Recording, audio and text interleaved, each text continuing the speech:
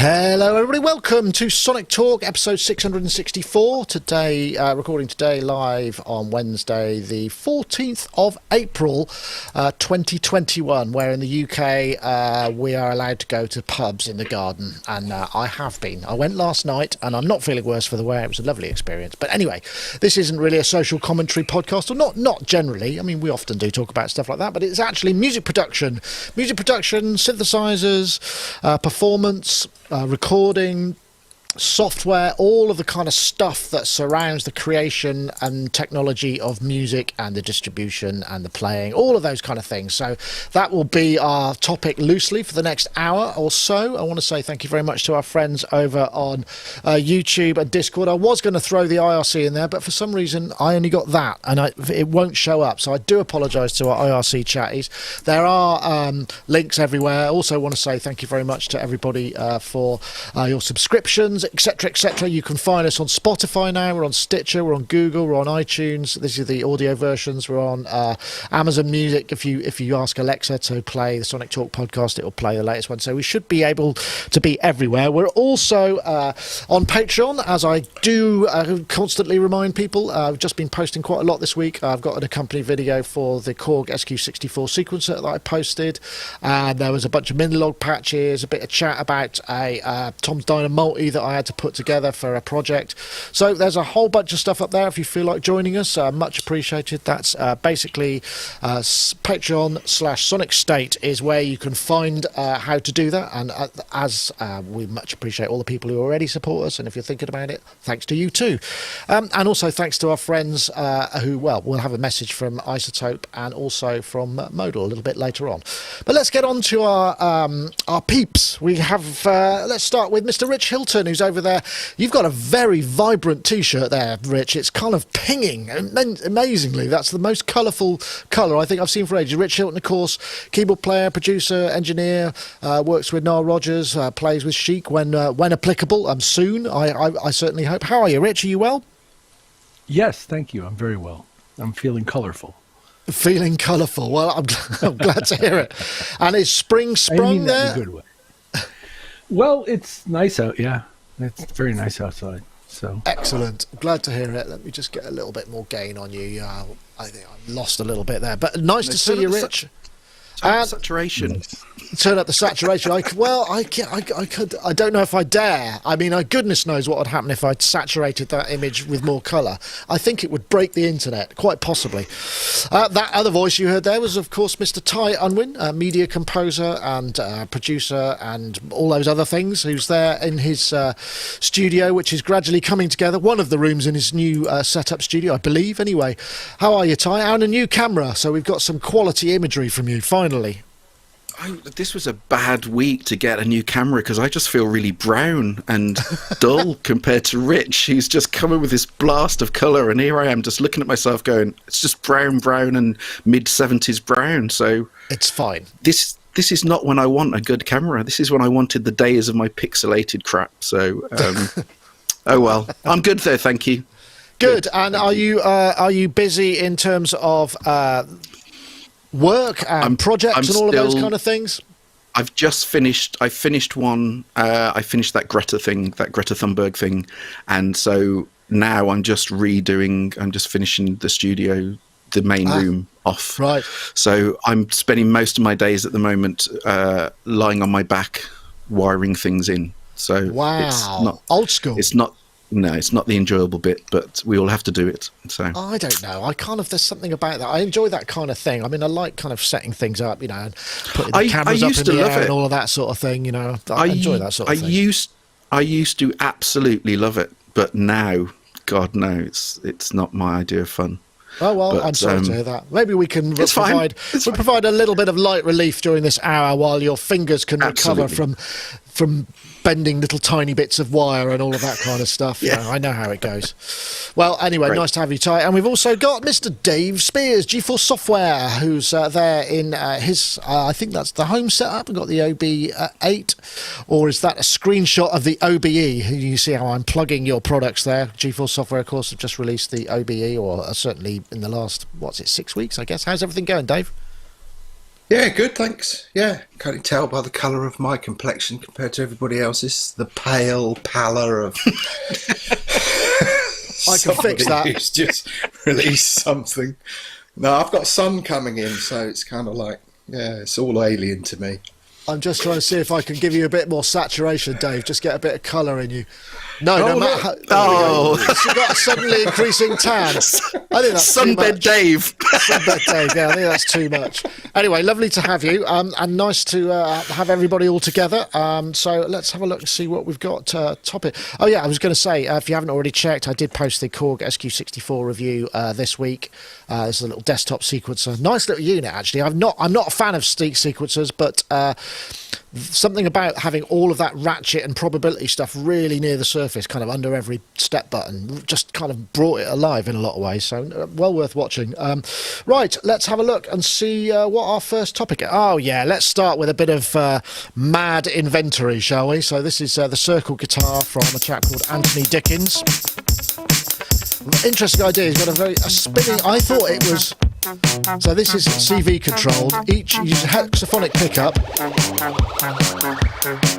and you can see it sort of spins around. It's got plectrums on it, but you have to. I thought the plectrums were automatic, but I think you've got to put them in. It's like a sort of cribbage board, and you can mute and unmute individual strings. I'm not quite sure why he chose this particular tune, but there seems to be people getting very into this. There's Radiohead guys, and there's various other. Here we go. This sounds a bit like Roixop.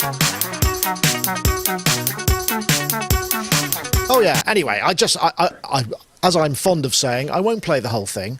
This is Circle Instruments. This is basically what it is. He's had Ed O'Brien, who apparently is something to do with Radiohead, and that's the guitar itself. And this thing spins around, and those buttons momentarily mute or switch on each individual output from the strings. An interesting idea. So it can go up to I think it can go up to 500 BPM. So you can get some pretty interesting concept ideas out of it. I'm going to come for you, Rich, because I know you're a guitarist, even though I guess it may have some interest. I don't know, but it seems like a unique idea. It does seem like a unique idea. Let's start from there.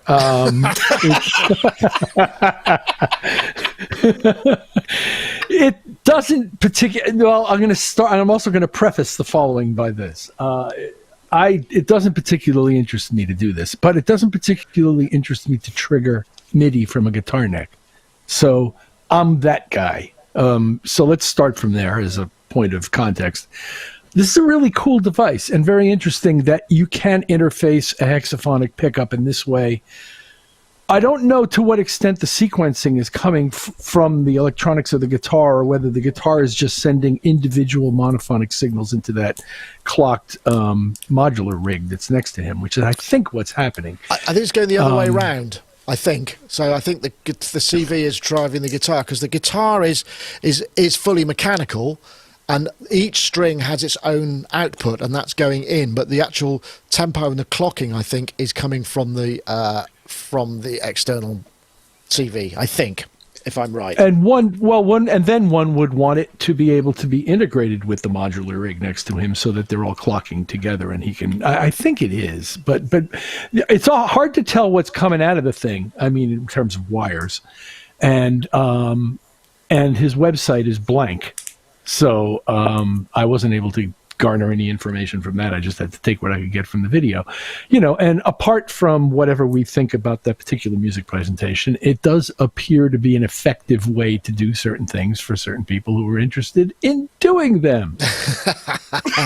How fabulously diplomatic that was, Rich. I very much appreciate that. Let me just post this link in the chat room so that everybody can see what we're talking about. There's no details on how much and when. I mean, I think it's obviously been held up with what's been going on internationally, but it's supposed to be coming, and people seem to be quite excited by the idea. I can't remember, Ty, are you a guitarist in any way or shape or form, or ever have you ever been a string person? No, you've absolutely hit the nail on the head, really. I think I said before, so I got my grade 8 classical guitar when I can't remember now, about 16, something like that, and I only did it really so I could go to to study, and I needed a second instrument, so I got my grade 8 guitar, and then I've got a couple of guitars, and I never play them. I'm the first to admit I'm not a guitarist. I mean, no, I'm not a guitarist. I have guitars, and I can, when required, play some guitar, but I'm in no way a guitarist. But all I do know is I've got lots of friends and colleagues that have over the years had MIDI guitars, and I know this is a lot more than that.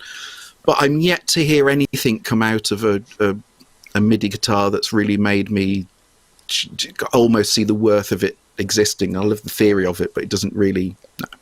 And so, but this as a concept, I mean, you know, it looks a beautiful thing, and obviously, this in the right hands, I think, could be incredibly creative. But I think Rich hit the nail on the head. Where I mean, I looked at it, I watched the videos, and I looked at the website, and trying to actually really put your finger on quite what's going on in those videos, it's almost impossible to actually tell what it's doing and what it's not doing and what it could do. And obviously I'm missing something, or we're missing something, but I mean, it's absolutely not for me in any way, shape or form, but I'm sure in the right hands it could be great. But at the moment it's so vague as to what it's I see what you actually mean. doing. It's difficult to tell. I think it's more mechanical than anything else. I feel like maybe I've started with a real dodo of a topic. So, Dave, have you got anything to add to this before we move on? Just say you love it, Dave. Say it's fantastic. Yeah. That's brilliant. I'm the best guitarist I've ever met, and it's brilliant. No, I'm kind of the same as everybody else. I kind of dived into it and thinking, oh, yeah, okay, so what exactly is going on? And then I made that very facetious remark about how it was a very difficult instrument to play and even more difficult to listen to. Right. Okay. Which is very cutting. But I actually, while the guys were talking, I was thinking, this should go to... Ty's absolutely right. In the hands of somebody who really knows and gets into it and adopts it, it could be really fascinating, which made me think of last week's podcast. I never watch podcasts that I'm not on, obviously, for obvious vanity reasons. But last week I did. Yeah, totally. And no, that's all a lie. But I did watch last week's, and Jamie and Yoad's tape things were just mind-blowing to me. And I said to everybody here, you know, I'm kind of bored of opinions, but I love facts, and that was so brilliant. So my thought while all this was going on was, give it to Jamie, see what he comes up with, because he'll do some completely left field and really fascinating and incredibly complicated that'll take him a week to do, and then he'll de-rig it and go on to something else. Yeah, maybe so. Maybe so.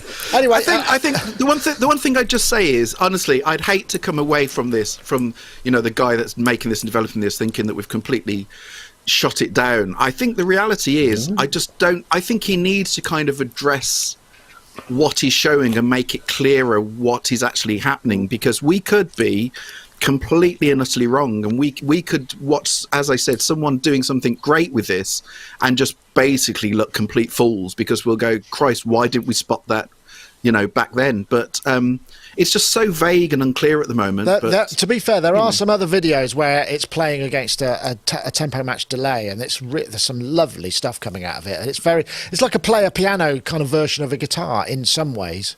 I think that's how I would kind of describe it in a kind of, you know, perhaps in a basic way. Anyway, I think we'll probably just gloss over that and move on a little bit. Perhaps we'll go to your topic next, then. What is your Ty. name again? Ty, that's it, that guy. Ty. So let's try this one. So this was something that you popped in, which was really interesting. Xils Lab, I think it's called a Kaox, or Kaox. It's reduced at the moment, and it seems to be a model of the kind of, approximately speaking, of the Yamaha GS1 and some.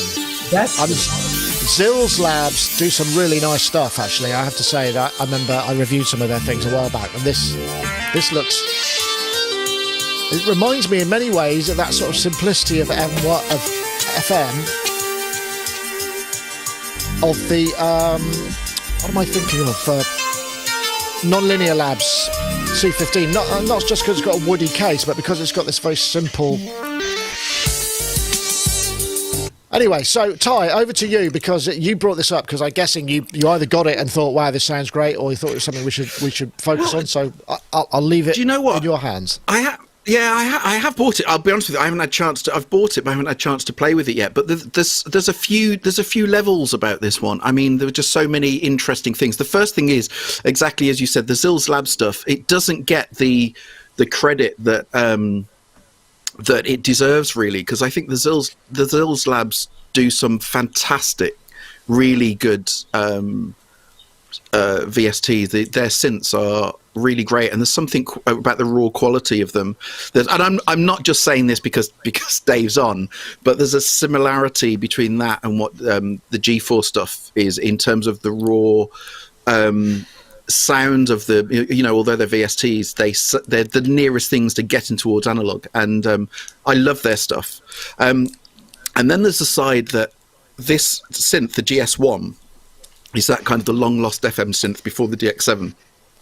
And after the Synclavier, it was basically the first kind of commercially available FM synth. And it was bought out in 81. And at the time, I think it was about £12,000. Yeah. So in today's money, that's about 47, so almost 50 grand. Okay. for a synth that basically looked like a mini grand piano, only had presets, and you couldn't edit anything other than, I think it was trem and vibrato. I think that was all you could edit. But it was the beginnings of FM. And there was just something that people raved about it. They obviously didn't sell many, but people raved about it back in the day. And what I love with what Xils Labs have done is they've basically taken that, and then, as you say, and then some. They've stuck in some analog oscillators and a kind of chaos thing going on in there as well. But it's kind of 8 operator FM. Right. But the way it works is kind of working dual most of the time. So your analogy to the C15 is absolutely fairly bang on, really, in that it's quite the way it's structured. It's not like we know algorithms now with the DX7. It's a lot more basic than that. But it's starting from a very basic starting point. But the sounds it's producing are great, and I just think what Xils Labs have done with it. I can only say from the demos because I haven't used it yet.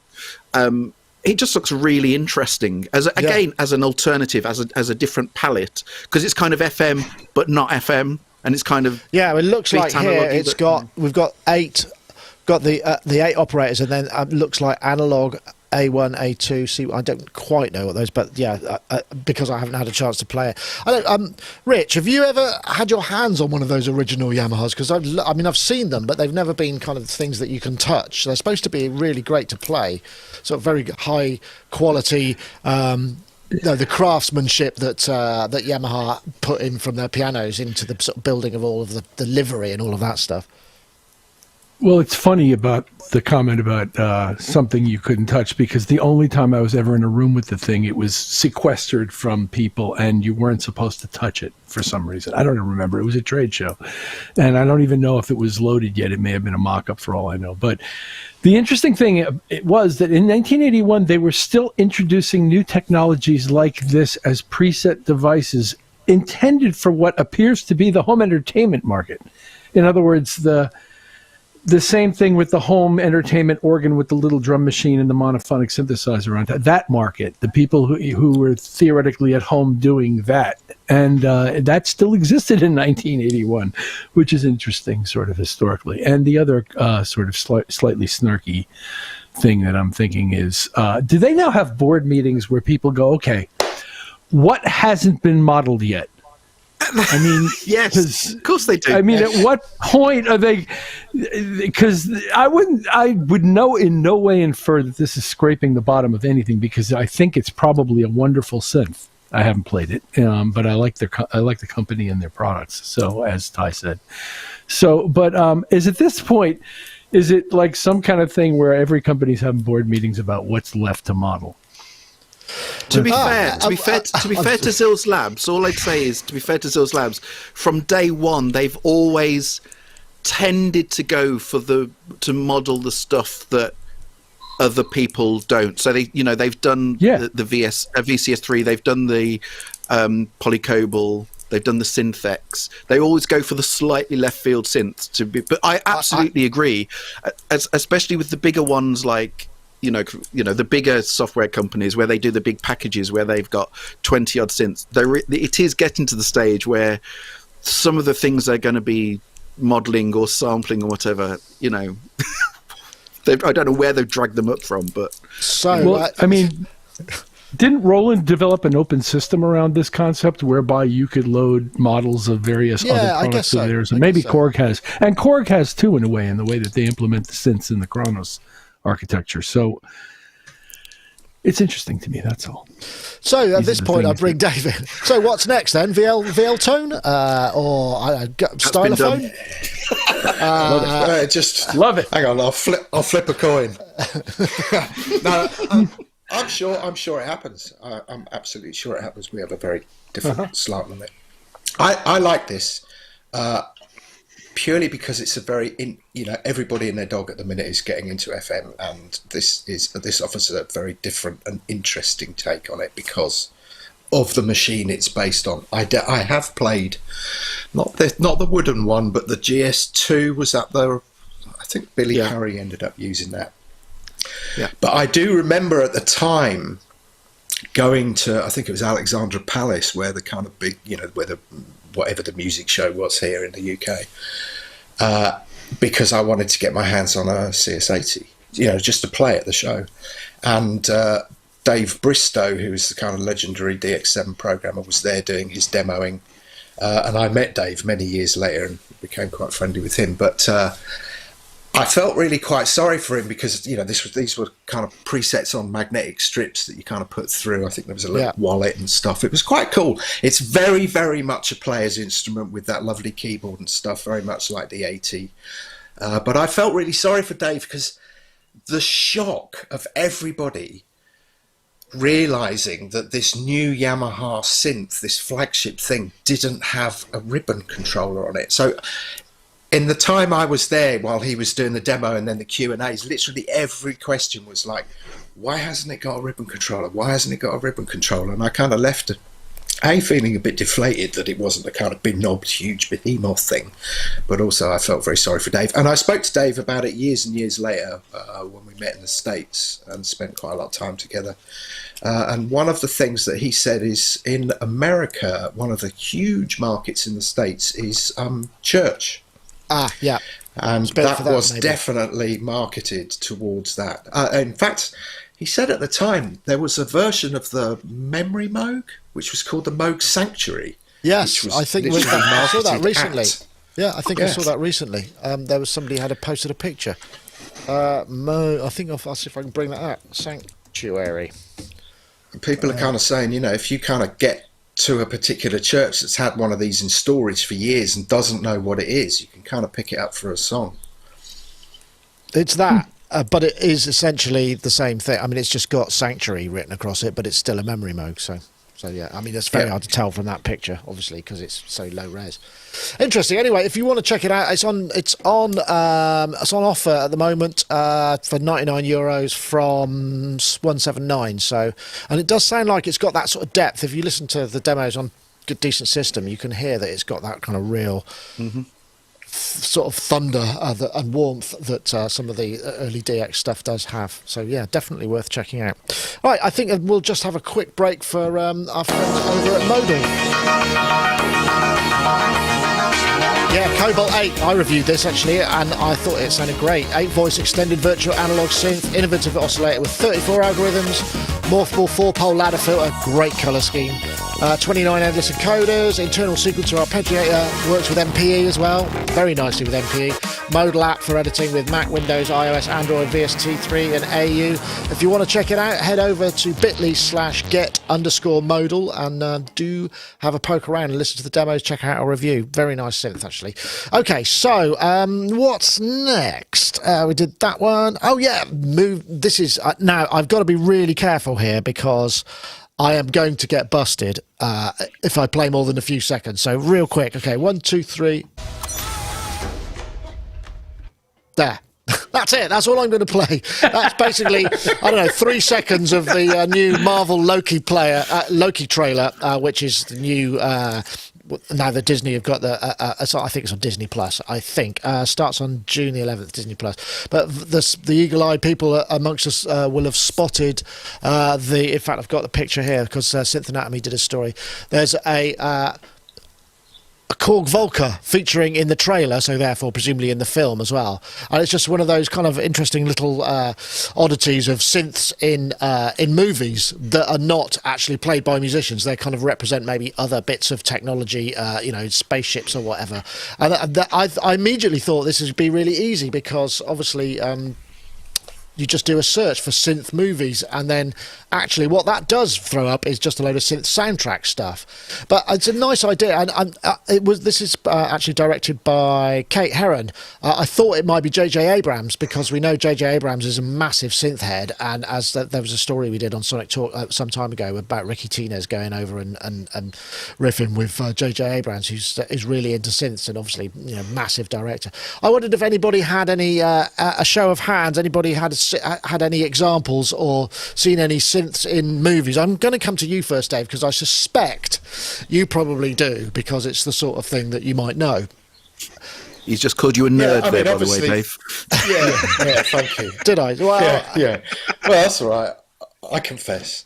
Mea culpa. No, obviously Close Encounters is the legendary one. But there's another synth in Close Encounters, so 10 points for anybody on the panel who manages to work that one out, or who knows that. That's proper nerdism, apart from the 2500. My favourite is probably Phantom of the Paradise, which is Tonto. That looks amazing, but he's pretending to play and he's not really playing it. And then we got stuff like Ferris Bueller's Day Off, which obviously had the emulator on it. My favourite one was somebody sent me a 1970-something porn movie. And I was like, why did you send me this? And he went, skip to the end. And I was like, really? Do I have to? And it's like, anyway, I did do it. And there's this kind of, I think the premise was it's the end of the world. And there's a big orgy going on, and they press the destruct button on a Synthy AKS. Right. And then everybody blows up and everybody dies, and it was like You spotted the synth. I was only interested in the synth. Dude, I've had this discussion so many times with people because they're like, "Yeah, the great thing about 70s porn movies is the cars," and I'm like, "Yeah, I'm with you." So anyway, I'll shut up now. Obviously, but if anyone can tell me the other synth in Close Encounters, let me know. I'm looking now, but I can't. Because I know. I know what it is. I think Rich knows. Rich. I think I know. Okay, let's have it. Is it an SY1 or 2 Yamaha? Yes! Well done. Look at that. That is true professionalism there in the... Excellent. Well, I'm glad to hear that, but I thought it was kind of cool. But a Volca of all things, it's kind of funny, isn't it? The sort of lowest of the low as a sort of funny little control panel that's somehow going to be dealing with Loki, who I don't know the story. I think Loki's he's the Norse god of mischief, isn't he? Isn't that the kind of the kind of the proper? But I don't fully understand. Have you got any other favourites? Any others, Dave? I mean, Rich, I imagine we've probably covered that in many ways. I can't remember any, to be perfectly honest, but that's because the chat room is rife with them at the moment. Okay. The one that I'm seeing first is there's an Eventide piece, or Eventide if you prefer, in Contact with the Jodie Foster movie. Contact. There's a Eventide. He's saying it's a DSP 4000. I thought it was an H3000, but it's somewhere in that rack mount era. DX7 in Monsters vs. Aliens, apparently. I'm sorry, I can't bring the chat room up. I'm so sorry about this. It just didn't. Emulator 2 in Ferris Bueller, he says. Yeah, we know that one. Well, we've got that Novation launch pads and lots of spaceships. Wagyu, I'm stealing your words here, man. Don't say that. Chroma Polaris. Chroma Polaris. Masters of the Universe. That's wow, amazing. Okay. Brilliant. So I'm guessing, I wonder if there's just a lot of directors are into synth. Jupiter. So they're having a laugh. No, it's basically the fact that, when they try to do all these high tech, think about it, if they're trying to do high tech, in the future scenes, and kind of, especially if they got things like spaceships, or it's meant to be something high tech and modern, what's the one area where there's something with lots of knobs on, lots of sliders on that looks high tech and modern. It Blinky tends lights, to be the yeah. synth. Yeah, exactly. So it tends to be the studio world, and it's the same in. I mean, the only one I've got is a lot less highbrow than everyone else's because my daughter went through a stage of loving the Thundermans, and which is a really awful American kids thing. And there's a few scenes where they have these different dens and these different things, and they have these walls full of stuff. And in there, yeah, I've seen there's been a few effects units. There's been a Panasonic DAT player, and all it is basically just to make it look like there's knobs and flashing lights. But so it doesn't really surprise me. But I mean, the chat room, you know, kind of, there are people that spot this kind of stuff, and I'm not one of them. I'm just feel wrong in some way that I'd be the one watching the porn film and not wanting to see the synth at the end. That's what I feel like I'm in some way perverted. I'm almost anti-perverted. I thought it'd be more normal to want to watch the orgy rather than watch the synth and the cars. I feel deprived. Technomatic, who's said Death Star was a Grass Valley Vision mixer. I know he would know that because he works in television production. Carpenter's got, yeah, I mean, there seems to be synths, but I just thought it was kind of fun. Not fun story. I'll post the, actually, I should post the link in the show notes. And you know the big Obi-Wan legend, which I'm trying to get confirmed, is that Harrison Ford had an Obi-Wan, and obviously George Lucas saw it and went, Obi-Wan Kenobi. Oh, now, really? I don't know whether that's true, but I'm trying every avenue to get that confirmed or denied. The dates don't seem to quite work out. But Harrison Ford has an Obi-Wan is a synth nut. Yeah. Wow.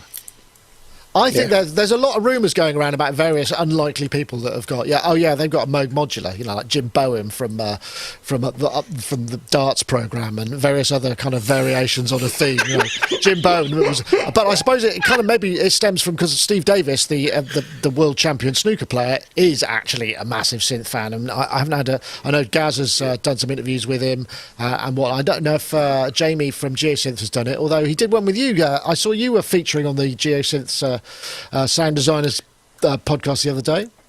I did. Yeah, Jamie it was good fun. Although the mistake that Jamie made was he basically just wanted to talk about everything that I do, and I'd only allocated a 1.5 hour show to it, and so there we were, gone 2.5 hours later. Wow. I'm still yapping. So I mean, the moral of the story is, don't ever just say to me, just say what you want. He ran out of tape. Absolutely. It was gone 2.5 hours, and I'm still way, you know, I'd only got to when I was like 12 or something.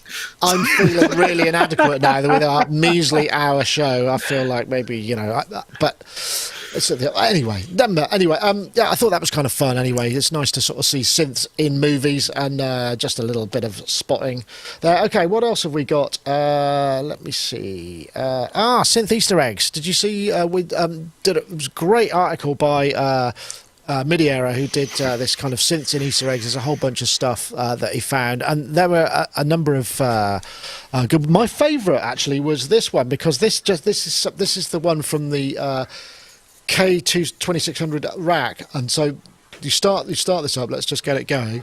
But it makes its own soundtrack based on the triggers. I thought this is brilliant. My favourite one of all.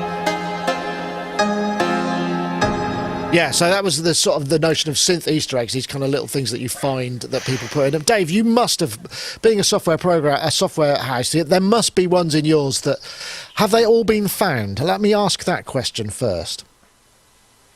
I don't know. I'd completely forgotten about one in VSM. And obviously, when we redid all the GUIs and stuff, I just assumed that it had been carved out, but it's still in there. I only kind of remembered that the other day and was like, is this still in there? And the engineer went, yeah, it's there. That was Breakout we had, but it's more complicated now, especially if you use the big GUI, because it's like, whoa, kind of chaos. Yeah, we started it way back in the early days with the Tron. The Tron had a really dodgy, I think it was the Tron that had it was a packet of Rizzlers, and some roach material on the Tron. That was a bit. That's not in there anymore. But dude, I love that Nord one. I mean, I've got a Nord 2 sat in the container, and it's like, right, I'm digging that out because that's insane. What's That's this? like a kind of physical modeling madness. Yeah. I don't know that one. That's interesting. I'm glad you said that, Dave, because I thought exactly the same. I've got a Nord 2 that I've just thought. I actually thought months ago, do you know what, I'm just going to get rid of this because I've got to get rid of some stuff. I'm going to get rid of this. And having seen that and doing that, but you can't save any of the patches. And it's the most interesting thing about that synth, and you can't save any of it. It's bonkers. It's brilliant. I sent it straight to Rick incredible. Smith. Oh, that is disappointing. Rich, were you the same? I heard you. Were you looking for the Nord? Well, I don't have one, but I felt the same as I went through the list of these things. There were a bunch of interesting ones, but this one was the one that really grabbed my attention. Right, because it sounds great. But what I don't understand is why would you give us a facility like that and then not allow you to do anything, kind of long term I understand. with it? It's bonkers. You just kind of go, this, if you'd launched that as this is, oh, by the way, it also does physical modeling synthesis. Surely it's a sales point. Obviously, I'm missing something, but I thought the stuff coming out. It's a performance thing. They went into pianos. Yeah. They went into pianos after that, and they didn't care anymore. Yeah. It's interesting, isn't it? I mean, I wonder because you could make something. You could spend an awful lot. I mean, that sounds like somebody might have spent way too much time doing that when in fact they could have. They're being paid to probably do the other stuff. I mean, the whole thing about Easter eggs is it should be just a nice little thing, but sometimes you get huge ones, right? Like that. All right. So my guess is it was an early attempt at a feature. And they abandoned it at some point, and then at the end said, "Why don't we stick that in as an Easter egg, just the way you had it, and let people mess around with it?" Yeah, that makes sense. Okay. Yeah. Well, there we go. I'm guessing. That was completely guessing. A fun, and it's insane. The stuff that you have to go through to make it happen is like, hang on, so select and then select slot A, program 19, stand on one leg, and then slot B, program 65. Now hold portamento auto button, hold shift button, and press the velocity morph button once. Now press the performance mode button once, and then you'll get access to the. I mean, no wonder nobody found it. You're not going to get there by accident, are you? No, it's not going to be something. Wow, what suddenly happened? Unless maybe a cat runs across the front of it or sleeps on it or something, you might get to it. I suppose. Yeah, it's possible. That's amazing. So cool. Yeah, so cool. It is. Yeah. Anyway, I haven't played that one. I should have probably played that one. What I will do, though, is bring a message from our friends over at Isotope Producers Club is a one-of-a-kind membership for producers ready to take their tracks to the next level. Once you join, you'll gain access to powerhouse Isotope plugins and a curated selection of tools from our partners, such as Melodyne from Celemony. Plus, as long as you're a member, you'll get every future update to the Isotope plugins in your membership for no extra cost. We'll also regularly serve you new curated content like exclusive, inspiration-sparking sample packs and preset packs, and industry-leading training ranging from our own tutorials to vocal production lessons from the world-renowned Berklee Online, taught by Grammy-winning producer and engineer Prince Charles Alexander. With new content being added every month full of valuable production techniques, tips and tricks, and solutions to common production problems, becoming a member is an investment in your career that grows as you and your career do. For more information on Isotope Producers Club, head to isotope.com. And of course, there's also there's the Music Production Suite Pro, which gives you RX, and there's the Producers Club, which gives you without that. I think that's how it works. But don't forget, we've also got a 10% discount if you head over to isotope.com/sonictalk and use the code SONIC10 at checkout. You can save 10% on all their other products, not subscriptions and obviously not hardware, but we thank them for supporting the show. Okay, right. What was the next one I was going to? I had to scroll right up here. Yeah, I think this is kind of good. Now, a bit of background here. I can't remember how this came up, but I just watched this video on YouTube, and it's a girl called Yebba, who is a really amazing sort of new soul singer. Very unprolific, she hasn't done all that much, but did this amazing demo, which I can probably play again about 4 seconds of before anything happens. But I think it's fair use. This.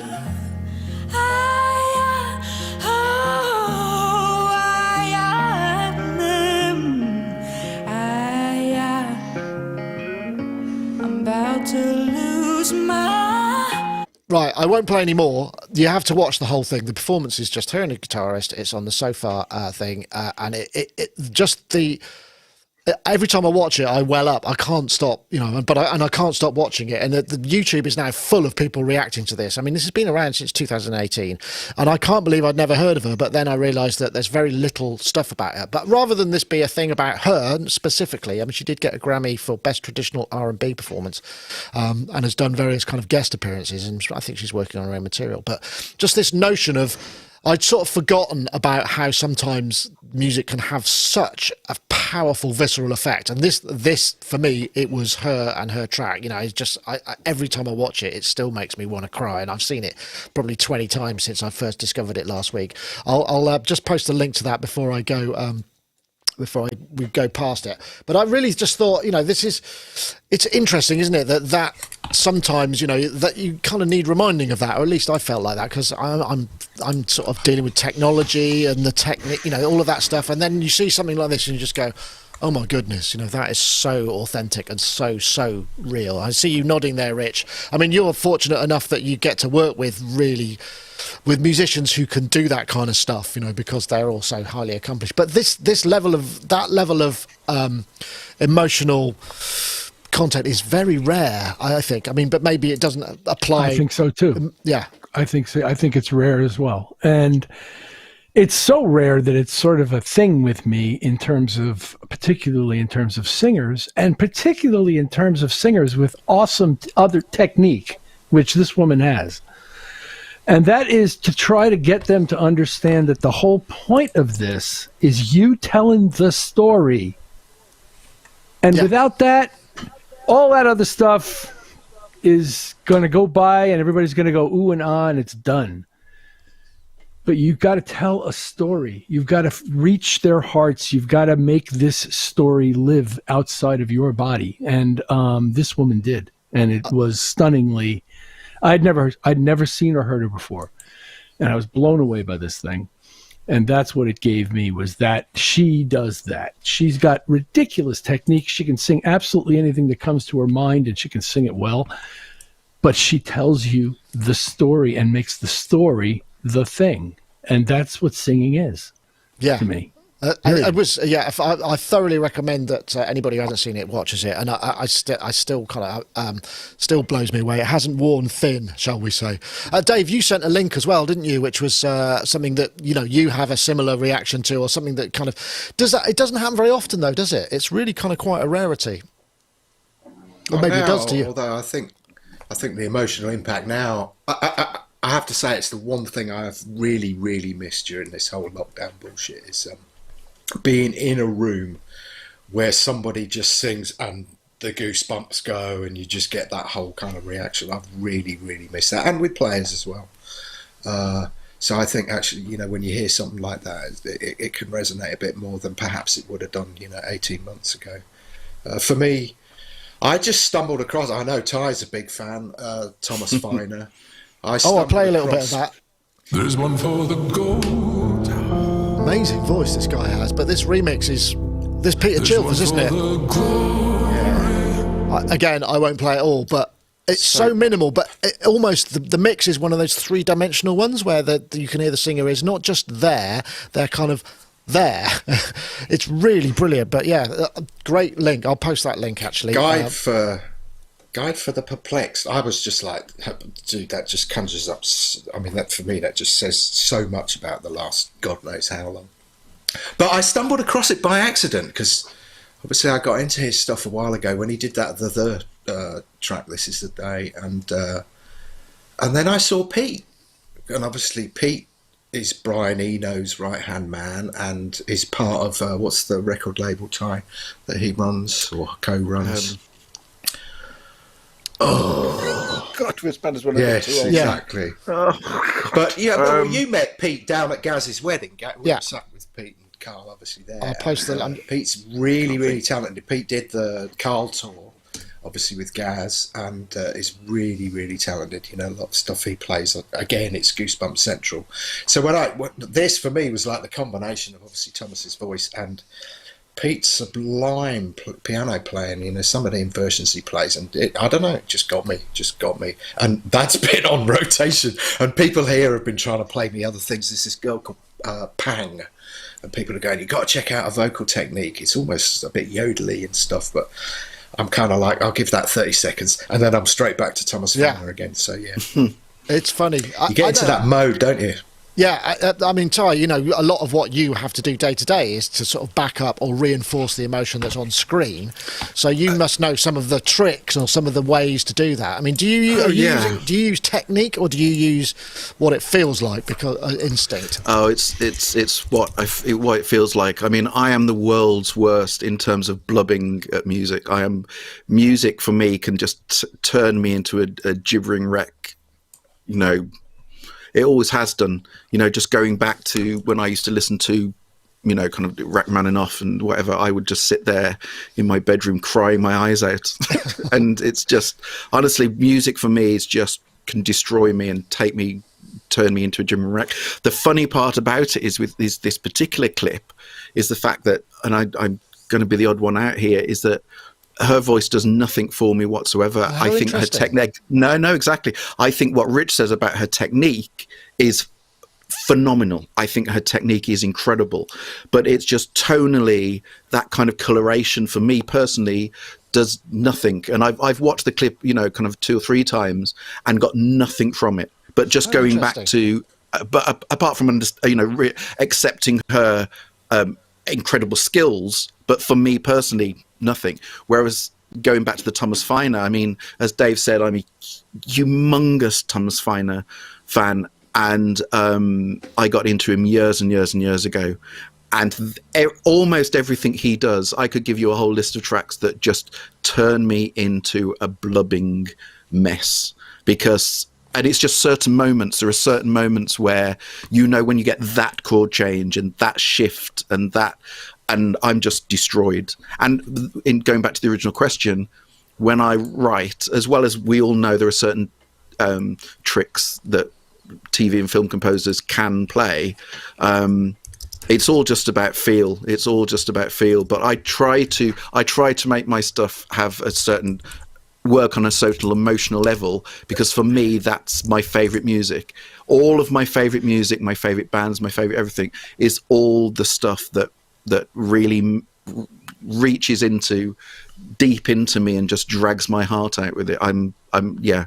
It's all about emotion for me, music, all about emotion. This is why I don't like happy, dancey, you know, dance music does absolutely, which I think might come on to one of the subjects we're going to talk about, you know, kind of club music, dance music, all that kind of thing does nothing for me, apart from 1 or 2 exceptions like Underworld. But apart from that, nothing. Whereas all the emotional, deep, depressing stuff. I mean, there was always a standing joke that, you know, my other half always used to say, you just like all the music that's got a free razor blade with it, because it's all very emotional, deep, depressing music. That's all the stuff I love. So. Well, I've got one for you, because this one, I don't know when it started to happen. I think it's when I had a kid. Because I'm, you know, I grew up with ABBA, and now I can't listen to Dancing Queen without crying, because it's so joyful. And it's that sort of memory going back to a disco for the first time, when we used to do that sort of thing as kids. I mean, it doesn't really happen, that innocent disco rather than a nightclub disco, and sort of going and dancing on the dance floor at sort of 13, 14, 15, when it was all new. And that all of that kind of, that potential, it just makes me cry. And I just think of kind of all my daughter's young friends all kind of just enjoying themselves, and all that potential just makes me not sad, emotional. And so there you go. There's one for you. That's a happy song that's quite sad. How embarrassing are you, the dad that goes to your daughter to pick them up at the end of the school disco, whatever? Where's your dad? Oh, he's the one in the corner crying his eyes out. I'm not the guy. I don't think she'd let me anywhere near picking her up at a school disco. Not that those things happen much, but yeah. Brilliant. Fair point. I don't know. I just thought it was good to kind of have a bit of a moment there and just go, sometimes there are those performances, those things that make you just go, wow, that's really special. Stop shit in your tracks. Just stop shit dead. Absolutely. I love those moments. It's like, everything on pause. Yeah. I've probably spent 3 hours watching that and watching other people watching it, these reaction videos, just to see whether it's real or whether they're just going, I'm following it. But almost all of them are just uncontrollably emotional watching that particular track. But it's good. Okay, right. There was another track, another topic which I sort of popped over, and this was the Telekom electronic beats. This was again, this is kind of fun.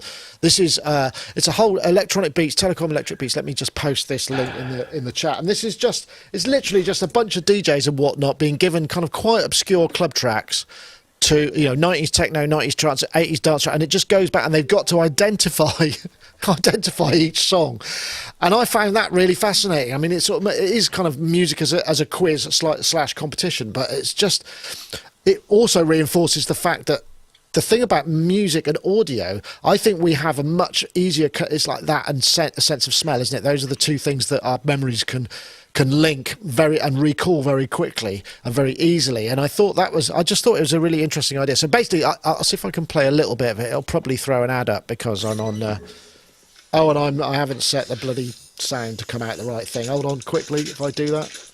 Here it comes. Here we go. So the idea is they just basically take a bunch of DJs and they go, okay, here's some tracks, and they play them, and they all have to basically decide what it is, and it's like a little competition. So. Los gates, los. So that's the idea. I don't know whether I won't. It's a long form thing. Dave, I imagine some of these you probably got if you've spent any time with it. Has it been something that you've become actually kind of quite obsessed by? Can I get any of these, or is it not for you? In fact, I went through a few. There's 2 that I worked on, but I'm not going to say what they are. Yeah, and it was really fascinating because it was like, obviously I got Baby D and all that kind of stuff, but I came to the conclusion that my club days were over in about 1994-5. That was it. It was just that's the other thing. Anything after then, it was like, I don't know that. And obviously my daughter was born in 96, so it's like I've got a reasonable excuse. But yeah, it was very. I did smile at a few of these. I mean, loads of them. I mean, like that one with the foot to the floor kick drum. It's like anything. Yeah, I was kind of waiting for the. Yeah, I was waiting for Tom's Diner and all the other tracks that had that kind of groove, because that was so ubiquitous. I mean, it's a mega groove. Now, when you play that groove to me, I'm immediately back in sort of 1989, 1990, 1991. It's funny, isn't and it? I find that really brilliant. I must admit, I was kind of hoping that they'd be playing something that I'd actually had some input in, but then most of the stuff that we did wasn't really a club record anyway. It was just trying to use that whole thing. Ty, you mentioned that this topic earlier. Did any of this chime with your oh my God, experiences? You're joking. I mean, this is so not my world. I mean, you could have played them all to me and I wouldn't have had a clue what any of them were. I mean, my version would have been playing some atmospheric kind of string chord that from, some music late cues. romantic What film's stuff this from from? 19...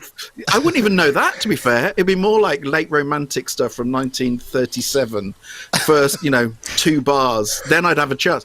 I mean, anything. Honestly, I know this sounds so awful to say, but again, I always have to turn around and go, the exception for me is Underworld. But anything other than Underworld, the moment it's got a 4 on the floor, I'm just like, nope, don't have a clue.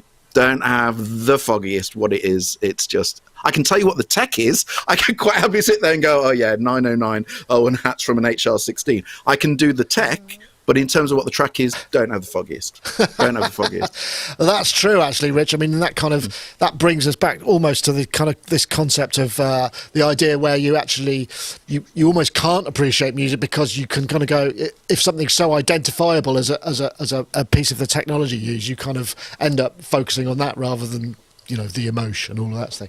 I'm guessing maybe some of this stuff you might recognise. I don't know whether or not it's your thing. I guess I'd like to see a disco one as well, to be honest, because I think we'd get a few of those. Yes.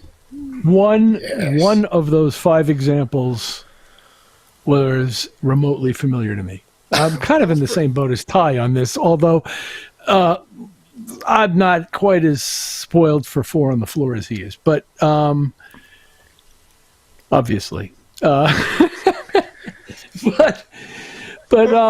I didn't recognize much of this music, and I didn't spend a lot of time in clubs. And when this music was released and popular, I was very busy doing other kinds of music. So it wasn't in my world, and I don't mind it. There's so much of this, though. You probably find that. Let me see. We got 90s tech. 2000. Oops. 2000 dubstep. I love the idea of a bit obscure for me, but yeah. Sorry. Oh my God! Start me on that one. That'll be hilarious. No, I mean, I love the idea of it. I mean, don't get me wrong. If they did one of 80s, kind of from 1980 to 1986 synth pop or whatever, I'd be all over it. But I couldn't see one of those. There's an 80s electro beats. Oh, is there? Yeah. You missed it. Oh, You missed it. Great. Oh my God! 80s dance tracks. Here we go. Look, 80s dance. Oh no, tracks. no, not dance tracks. No. Electro. Oh, hold on. We're getting. Get off my screen. Get off my famous dance artist. Oh, get off my screen, you horrible. A little bit of sick just came up. Sorry. Yeah. Sorry. I really didn't want anybody to see that. I'm going to close that down. I'm sorry about that. Ghastly. Wasn't that Farage music? Garage music? Farage, yeah. It was between carport and porch, I think. Yeah, Farage. Yeah. Farage Garage. That famous DJ. Well, anyway, I thought it was a bit of fun. It was a bit of fun. It's well worth checking out if you check out what were they kind of. I closed the window down. Did you get any, Nick?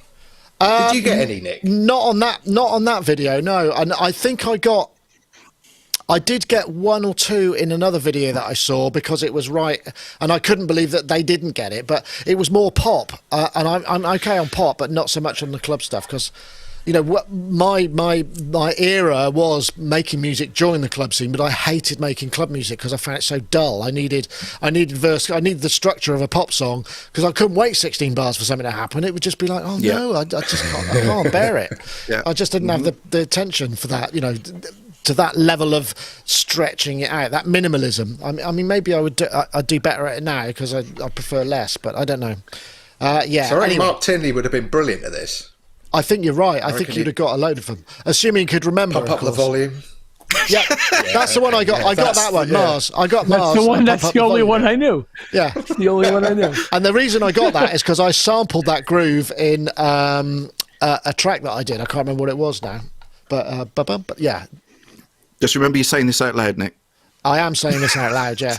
Just remember that. Okay. This was a long time ago. I think the statutes of limitations probably gone, and I'm pretty sure that record didn't make any money for anybody. Okay, fair enough. So it's okay. Well, gosh, we got to 5 o'clock, and I think we covered pretty much all the topics. I don't think there's anything else to go really. But thank you, everybody. I don't know. Are you off to bigger and better things this week, Rich? I'm assuming so. You must have plenty on now. Is it starting to come out of the woods? Yeah, well, I am working on various projects musically and mixing-wise here. Excellent. And a few of them were released in the last week on Apple Music by my friend who's got a group called Mindwalk, and things I mixed, and some of which I played on. Oh, and nice. I'm doing more of that sort of thing. It's starting to look like it's possible that there may be some touring before the end of the year. We'll see how that goes. Busy getting vaccinated. Yeah, which I'm very pleased about, and feeling well. Trying to keep positive and counting my blessings. Absolutely, yeah. I mean, I think we'll see. I like I say, I went to a pub last night, and I was just thinking they should have just had a little acoustic duo in the corner outside. It wasn't raining. Might have been a bit chilly on the old fingers, but I was thinking, God, that would really top this off. But I don't even know if that's possible and that's right. But I think people should, because it's a pub that does have music, but you're not allowed inside anymore. So I don't know. Anyway, but hopefully we'll start seeing some more music being performed. And I know, Dave, you're looking forward to that, and it won't be long now. And certainly in the UK, we're kind of going to get something going, I hope. And I'm really looking forward to this summer as a result. Fingers crossed, man. Yes, but I guess you're busy. You've got a lot of stuff on coming along. Yeah, I got a boss now. Well, he's not really a boss, but he's kind of a boss. Yeah, we've got things like roadmaps and plans and strategies and things, which has kind of been a bit of an alien concept. Yeah, so that's nice actually. It's nice. It's really good. Kind of keeps my head occupied. I do get a kind of weird post-release sort of fog, really, because the kind of momentum goes kind of insane, and then there's the post-launch kind of mayhem, and then there's this sort of moment. It's a bit like coming off tour, where you kind of don't feel that you've kind of fit anywhere. So this has been brilliant for my head in that process, because it's like, right, no, you've got no time to dwell. Now you need to get on with that. So yeah, I'm very grateful for that. So yes, and I got my first jab. Although they didn't give me a card at the time, they ran out of cards, and I was a bit worried that I wasn't going to get them. Did you give me a funny tattoo? thing is, I was talking. Yeah, that would have been good, wouldn't it? A tear. We were talking with mates about like, what are you going to do when this is all over? And it was like, oh, I'm going to go to Mali and I'm going to go here. And then it came to my turn, and I went, I've always wanted to see Meatloaf at the theatre, the Bat Out of Hell musical. And they thought I was serious for about 5 minutes, but I wasn't. I was winding them up. I'm sure that would be a great show, to be honest. He's an excellent performer, but I don't know how much juice he's got left in the tank these days, because he gave a lot during that period. But anyway, Funny story there. It's like there in the UK there are probably 3 or 4 songs that people know the words to, which they don't realise. You know, so one of them is Ernie, which is a Benny Hill comedy song. Another one is Bat Out of Hell, and I think there's probably a third. You know, these kind of long, epic, sprawling kind of Total story Eclipse types of the Heart. Total Eclipse of the Heart. Yeah. Probably. Okay, yeah. you got that one there. Ty, lovely to see you as well. I'm guessing you're back on it, and you know, getting stuck in and. No, I'm spending more time spending time at the table. Although for the next week, I'm driving around the UK picking up these acquisitions that Dave has been a hand in. Oh, have you been going vintage? I've been buying some. Yeah, I've been buying some stuff, and as Dave knows, been spending most of my time on the phone to Dave, going, oh, "I could get one of these. Should I buy it?" And every single one, Dave's gone, "Yeah, buy it." Bad influence. Dave's cost me a lot of money over the last few days, so I'm going around the country picking up different things. So. Some great stuff, though. I haven't made any purchases for ages, I don't think. I'm trying to think the last thing I bought was probably an Alexa for my daughter. That was about it. You know, I haven't really so she can listen to my podcast, obviously. Well, you know, the other funny part, but last week, after watching the show, I bought an MS-20, one of the white ones, mainly because, my things with white synth. And so I blame you entirely for that one, because...